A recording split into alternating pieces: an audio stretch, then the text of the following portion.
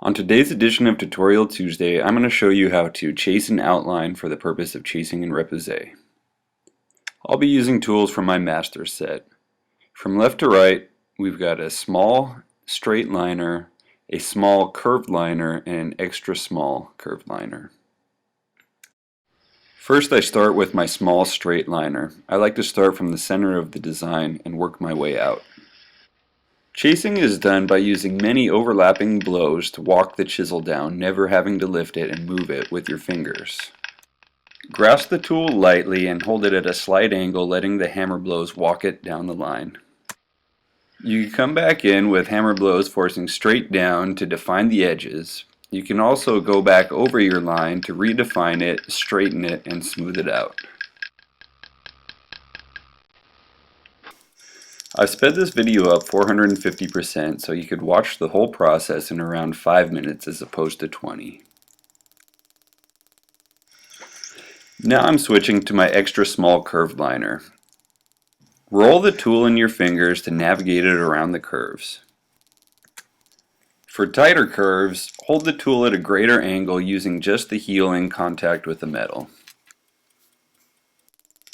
Now I've switched back over to my straight liner.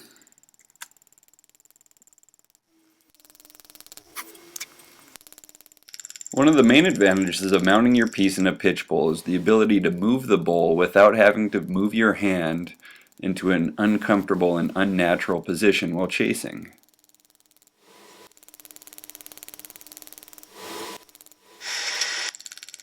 Always rotate the bowl so you can chase comfortably and controlled.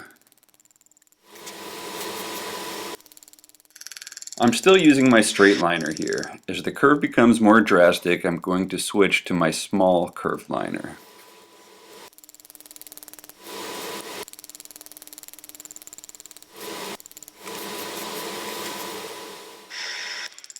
And for the very tight spots, I'll switch back to my extra small curved liner, then back to my small curved liner. When switching chisels mid-line, make sure to overlap your start and stop points for a seamless transition.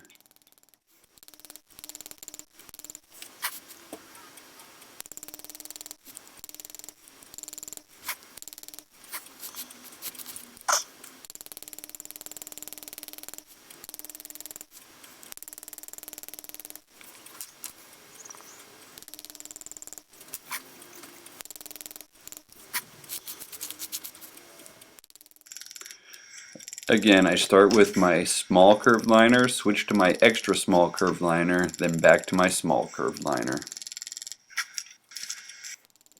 Now I've switched back to my straight curved liner, then I will switch back to my small curved liner just to finish up this curve.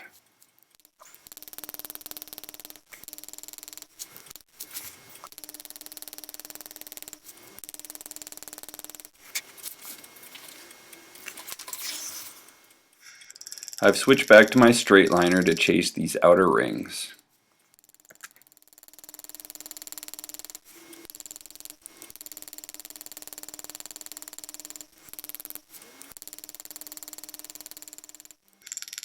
Make sure to chase deep enough to leave an impression on the back. You will use this impression in further steps which you'll see in later tutorials.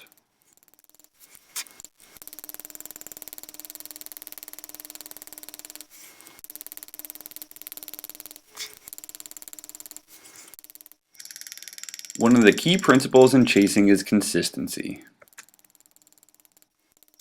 Make sure to hammer with consistent strength, moving the chisel a consistent length with each hammer blow.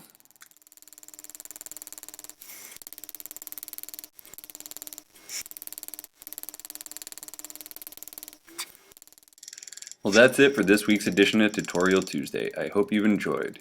Check back next week to where we remove the piece from the pitch, anneal it, and remount it, getting it ready for the repousse process.